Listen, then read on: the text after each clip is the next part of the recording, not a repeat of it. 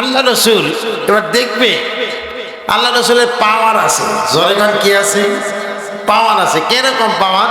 সামনে যে পরিমাণ দেখেন পিছেও সেই পরিমাণই দেখেন, ডানে যে পরিমাণ দেখেন বামেও সেই পরিমাণই দেখেন। সুবহানাল্লাহ কইবেন না? আপনারা যে বসে আছেন পিছে কিছু দেখেন? জোরে কন, দেখেন না। তা আল্লাহ রসুল তো সামনে দেখে পিছেও সমানই দেখে।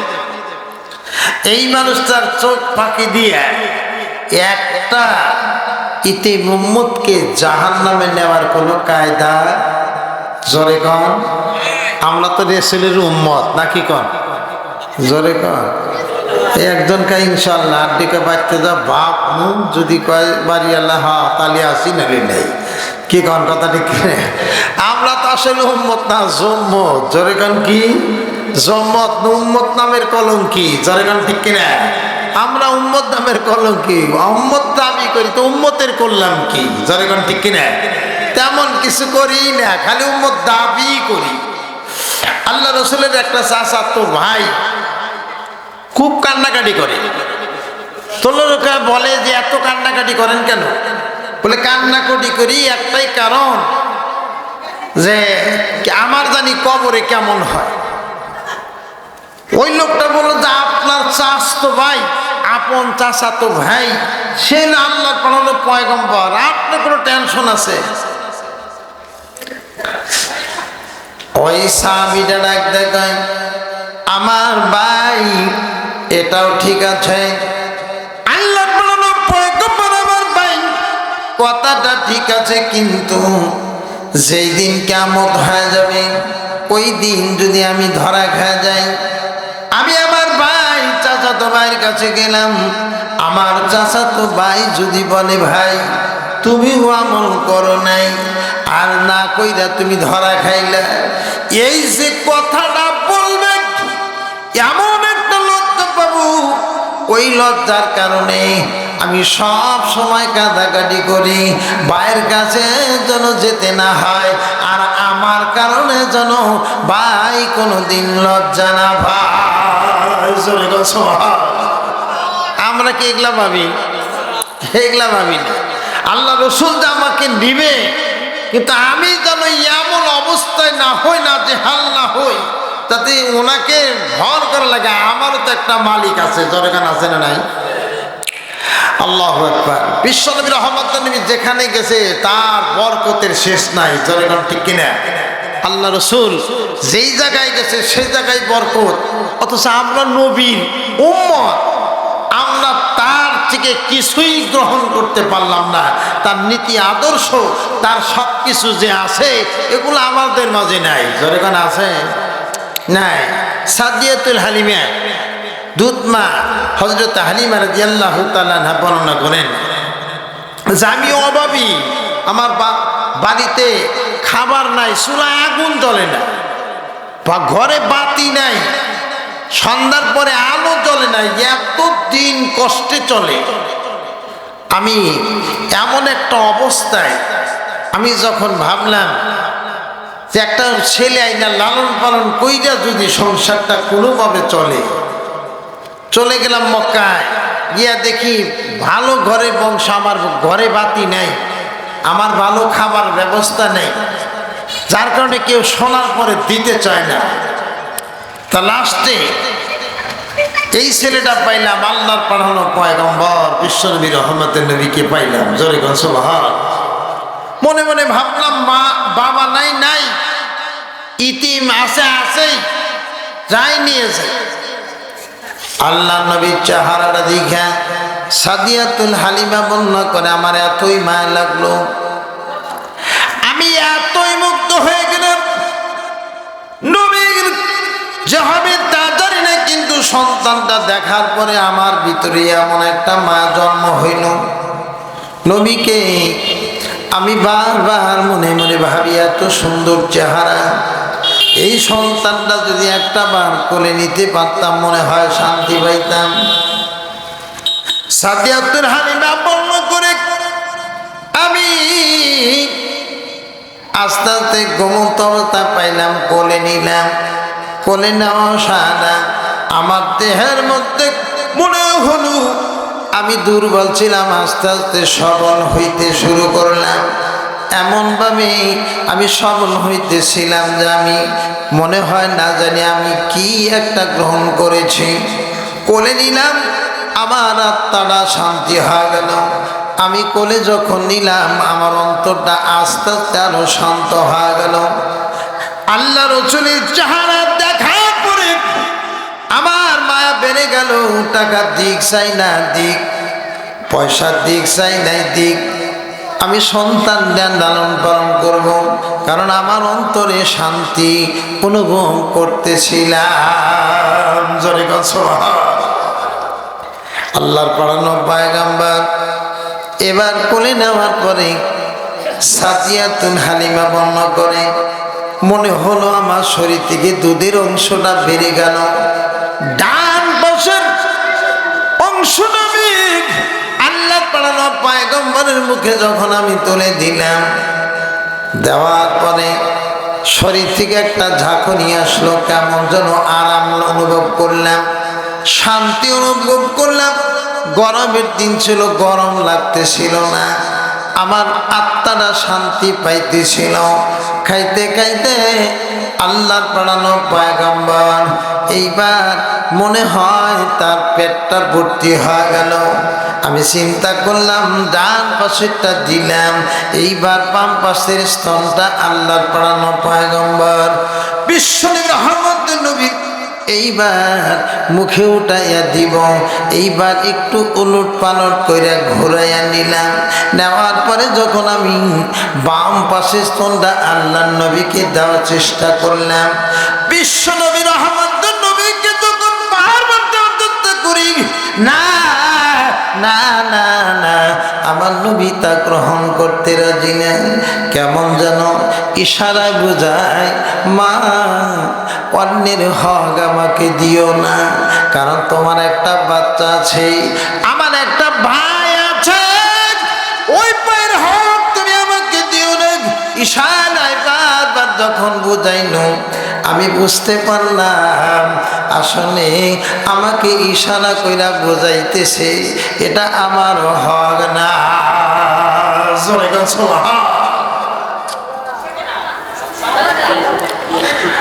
কথা বললে অনেক, না বললে কিছুই না। আমরা মায়ের হক নষ্ট করি না, জোরে গান করি কি? জোরে গান। আপনাদের মধ্যে ভাগ হইল, আল্লাহু আকবার। এক মায়ের হক আর এক মাই নষ্ট করি, জোরে গান ঠিক কিনা? এটা হইল দেশ। এইবার যদি খালি হক নষ্টের মামলা যদি বর্ণনা করতে যাই, বাধা বেড়ে যায়, জোরে গান ঠিক কিনা? আল্লাহু আকবার। এমনও মানুষ আছে 3টা 5টা মেয়ে হয়েছে, একটা ছেলে, দেখা গেল মেয়েগুলা ইতিম করে সব সম্পদ ছেলের নামে লিখে দেয়, জরিগান দেয় কি দেয় না? আল্লাহু আকবার। হক নষ্টের মামলার আসামি, জরিগান ঠিক না ঠিক?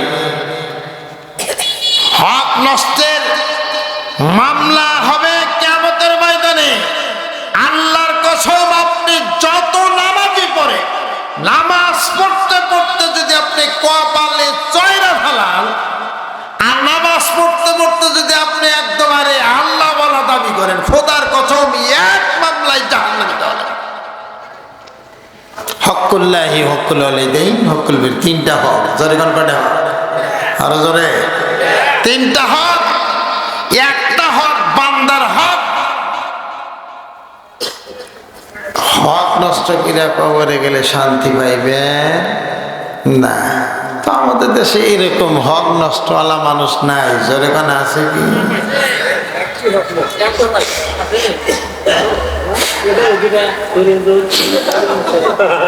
এদিকে থাকা বাইদি তর্ক করে না, এদিকে থাকা। আল্লাহু আকবার।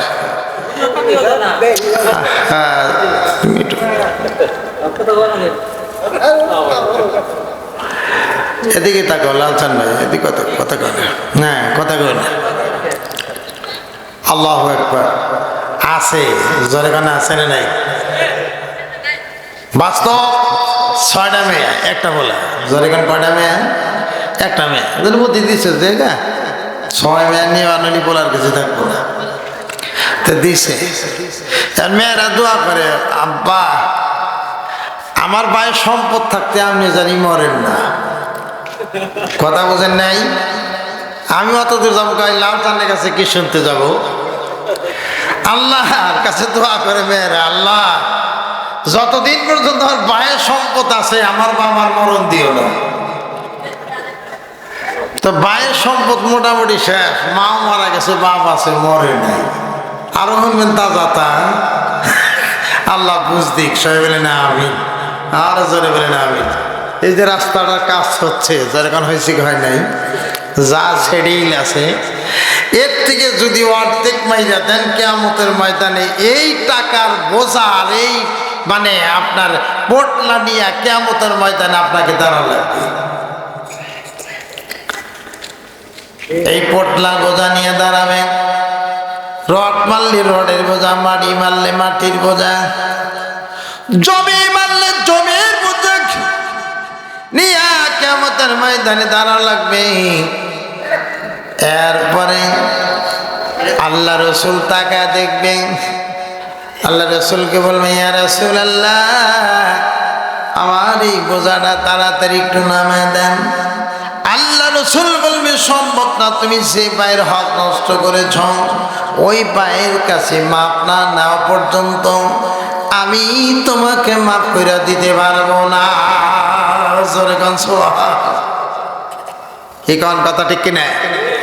হিসাব করে চলা লাগবে ইনশাআল্লাহ। এই হিসাব করে চলা লাগবে। চিরজীবন তো আর এই গ্রামে থাকতে পারবো, যাওয়াই লাগবে 2 দিন আগে আর 2 দিন পরে।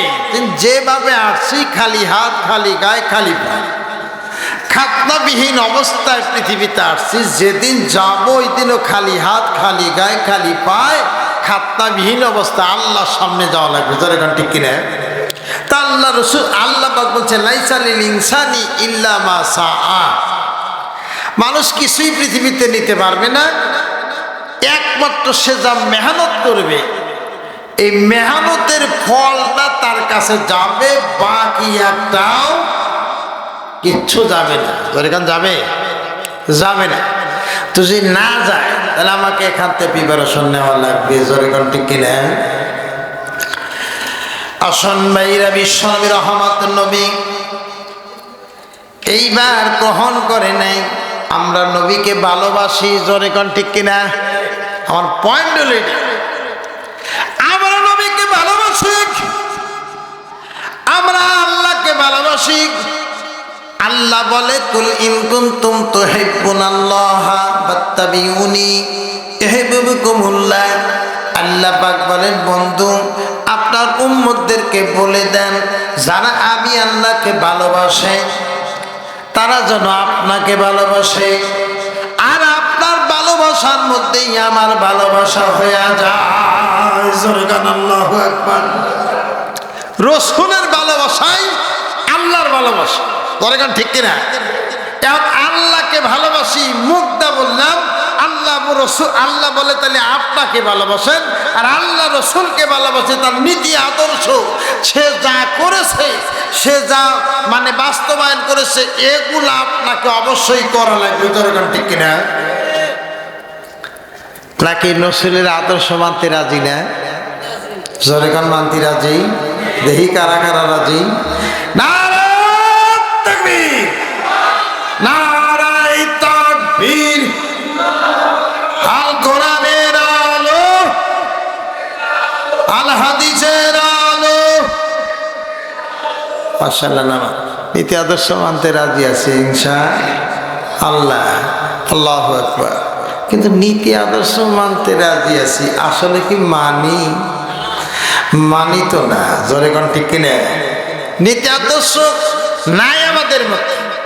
আমাদের মধ্যে যে নীতি আদর্শ থাকতো তাহলে এত অশান্তি থাকতো না। জোরে কোন ঠিক কিনা? এত অশান্তি থাকতো না, শান্তি থাকতো, বিরাজমান হইতো।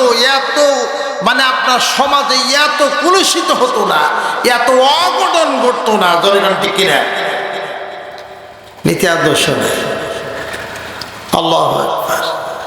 তো রাসূলের সুন্নাত এখন রাসূলের সুন্নাত মাথার টুপি দেওয়া সুন্নাত, গায়ে পাঞ্জাবি দেওয়া সুন্নাত, দাড়ি রাখা সুন্নাত। এই সাথে আল্লাহ রাসূল বলছেন যে জিহাদ করাও, জোরে কন, এটা আমাদের নেই। কি কন, কথা ঠিক কিনা? এটা গরম নরম দিতাস, খাওয়ার পরে একটু গড় দেওয়া সুন্নাত, মানে একটু আরাম করলে এটা সুন্নাত। মিষ্টি খাওয়া, জিলাপি খাওয়া সুন্নাত। কিন্তু বাতিলের বিরুদ্ধে যে একটা সত্য কথা কওয়া, এটা আমাদের নেই। যেরকম আছে কি, আল্লাহ রসুলের কাছে একটা লোক গিয়া, গরিব মানুষ, অসহায়, আবু জাহেলের টিয়া ধার দিছে, আওলাদ দিছে, কর্জ দিছে, যেটা বুঝে। কিন্তু আবু জাহেলকে টিয়া দিই না লোক, কথা কর না কেন? এবার দেশে আসেনি আবু জাহেল, টিয়া আওলাদ দিয়া দেখেন, জীবনেও দিব না, যেরকম ঠিক কিনা? আল্লাহ রসুলের কাছে গেছে, ইয়া রাসূলুল্লাহ, আমি তো আবু জাহেলের টাকা হাওলাত দিছি, কর্জ দিছি তো দেয় না, দিছা বলে হয়। আচ্ছা কন, আমার কাছে যেটা এসে বলে, তাহলে আমি আর কি কম, আমি যাবো, তোমার কু দিবার কেছে কেনা? কি কন, জানো না দিব না, উনি দিবার কেছে কেনা? ও নাম বেজাল টেজাল জানি না, কি কন, কথা ঠিক কিনা? এক কথা পারি দিলাম পয়সা করে। আল্লাহ রসুলকে ডাক দেবেন, ইয়া রাসূলুল্লাহ, আমি টাকা পাই, কিন্তু আমি গরিব মানুষ, অসহায় মানুষ, দুর্বল মানুষ, টাকাটা তো দেয় না, আপনি একটু বললেন টাকাটা উঠাইয়া দেন। আমরা হুজুরিলি জীবনেও যাইতাম না, আর এই টাকার কথা বলতাম না, জোরে কোন ঠিক কিনা? আর তার সবচেয়ে হলো গরম জায়গা, জোরে কোন কি জায়গা? জোরে কোন, গরম জায়গাও হলো যাওয়া যাব। বিশ্বনবী রাহমাতুল নবী ওই দিকে চলে যাই। এইবার আবু জেহেলের বাড়ি চলে যায়, যাওয়ার পরে দেখে আবু জেহেল লোকজন নিয়ে, চালামন্ডা নিয়ে বসা আছে। কি কন, চেয়ারম্যানের কাছে থাকে না, মাতবরের হয়তো 2-10 জন থাকে না, জোরে কন। তার মধ্যে মক্কার মধ্যে প্রধানমন্ত্রী, বোঝেন, মক্কার মধ্যে প্রধানমন্ত্রী, এর কাছে তো এমনি থাকে, আর প্রতিদিন টাকার অঙ্ক আছে। আল্লাহর বানানো পয়গম্বর বিশ্বনবী রাহমাতুল নবী গিয়া বললেন, চাচা আমি আপনার কাছে এসেছি।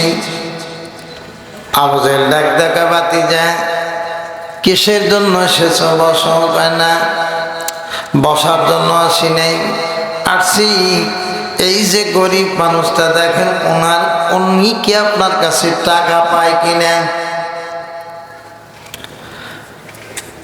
আবু জাহেল ডাক দেখে, হ্যাঁ টাকা পায়। এবার ডাকতে বলে, টাকা যদি পাই তাহলে দিয়ে দেন। এবার ডাকতে কয়, চাচা টাকা পায়? হ্যাঁ। বলে তাহলে এখন দেন। এইবার আল্লাহর পাঠানো পয়গম্বর যখন বলল টাকা দেন, আবু জেহেল দাঁড়ায় যায়। এইবার দাঁড়ায় যায়, আর ওইদিকে তাকায় তাকায় দেখে, আর বলে তাড়াতাড়ি আয়, তাড়াতাড়ি তাড়াতাড়ি টাকাটা দিয়ে দেয়, দেরি করা যায় না, দিয়ে দেন। আল্লাহর পাঠানো পয়গম্বর বারবার হাত দিয়া কি জানে এরকম মানে বাধা দেয়, একটু দাঁড়াও, অপেক্ষা করো, একটু সবুর করো, এরকম হাতটা পিছের দিকে বাধা দেয়। আর আবু জাহেলকে বলে, চাচা তাড়াতাড়ি টাকা দাও। বন্ধুরে, আবু জাহেল তাড়াতাড়ি করে টাকাই নেন, আল্লাহর পাঠানো পয়গম্বরের হাতে দিয়ে দিল, ধরো টাকা নিয়ে নাও। এইবার আল্লাহর পাঠানো পয়গম্বর এইবার লোকটারে টাকা দিয়ে বলল, ঠিক আছে তুমি পাইছ? হ্যাঁ, চলো যাই। এইবার যখন টাকাটা নিয়ে রওনা হয়ে গেল, এইবার আবু জেহেলের বাড়ি চলল। লোকজন চালামুন্ডা দেখতে কই, কি ব্যাপার? আবু জেহেলের চালামুন্ডা যারা মাস্তান আছে, তারা বলল, টাকাটা এত তাড়াতাড়ি দিয়ে দিলেন, ব্যাপারটা কি? আমরা রয়েছি কাজ করবার নিকা, কি কারণ, কথা ঠিক কিনা? ওরে এক মুখি দিয়ে দূরে করে ইয়ারিটা দিয়ে দিলেন। জোরে কোন ঠিক কিনা? আপনার নাম গরিব মাসের, আমার নাম গরিব মাসের চান্স নাই। জোরে কোন আছে? এই কইলাতে হাঁটতে দিলাই। আল্লাহু আকবার। আবু জেহেল ডাক ডাকায়, আমি যা দেখছি তোমরা তা দেখতে পারো নাই। সুবহানাল্লাহ না? আমি যা দেখছি আমি বারবার দেখলাম। হাত দিয়া এইবার মুহাম্মদুর রাসূলুল্লাহ সাল্লাল্লাহু আলাইহি সাল্লাম বারবার বাধা দিতেছিল, তোমরা তো টেরও করলে না, দেখলাম না, বুঝতেও পারলে না। বলে কি দেখলেন বলেন তাড়াতাড়ি দেখি। আপনি বলার লগে লগে টাকা দিয়ে দিলেন ইতিম মানুষ, যার মা নাই বাপ নাই, অসহায়, বাড়ি নাই ঘর নাই, ধরার মতো কেউ নাই, দুইটা লাত্তি মাইরে দিতাম, জীবনে আপনার কাছে টাকা চাইতো না, অথচ আপনি তাড়াতাড়ি টাকাটা দিয়ে দিলেন। ব্যাপার তো কিছু বুঝলাম না। এবার আবু জেহেল ডাক দেখায়, বুঝলাম না আমিও। এইবার যখন মোহাম্মদ আইসা আমার কাছে টাকা চাইল, দরজার নিচেই একটা পাটি আর দরজার উপরে একটা পাটি, সাপ, একটা হা কইরা সাপ এইবার হা কইরা আমার দিকে আসতেছে। এত বড় বড় ছুরির মতো দাঁত আর চক চক করতেছিল। এটা যখন ভিতর দিকে আসে, আল্লাহ পাঠানো পয়গম্বর বিশ্বনবী রহমাতুল নবী বারবার হাত দিয়ে মানা করে, কয় আইসো না দেখি টাকাটা দেয় কিনা। এই বারবার টাকা টাকা দেখতে কখন টাকা দিচ্ছে আমি নিজেও জানি না। আমি কি দিছি? আমার লোকের দায় দিছে। শোনা লাগবে না।